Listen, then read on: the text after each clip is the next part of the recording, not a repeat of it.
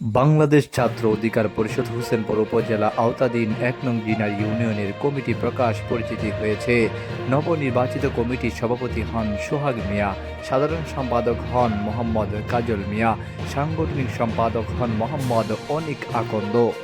জিনারি union ছাত্র অধিকার পরিষদের কমিটি গঠনের লক্ষ্যে কর্মী সভায় উপস্থিত ছিলেন বাংলাদেশ শ্রমিক অধিকার পরিষদের কেন্দ্রীয় কমিটির সাধারণ সম্পাদক আল ইমরান খান, হোসেনপুর উপজেলার সাবেক সদস্য সচিব হুমায়ুন কবির, জেলা ছাত্র অধিকার পরিষদের সভাপতি ইমন খান, সাধারণ সম্পাদক পায়েল চৌধুরী, সাংগঠনিক সম্পাদক রিপন রাজ, হোসেনপুর উপজেলা ছাত্র অধিকার পরিষদের সভাপতি সালমান আহমেদ সাব্বির,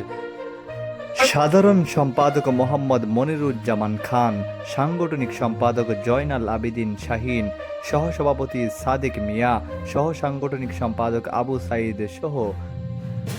সভাপতি পায়েল, হোসেনপুর উপজেলার যুব অধিকার পরিষদের সভাপতি মনির খান হুসাইন, হোসেনপুর উপজেলার শ্রমিক অধিকার পরিষদের সভাপতি আলম মিয়া,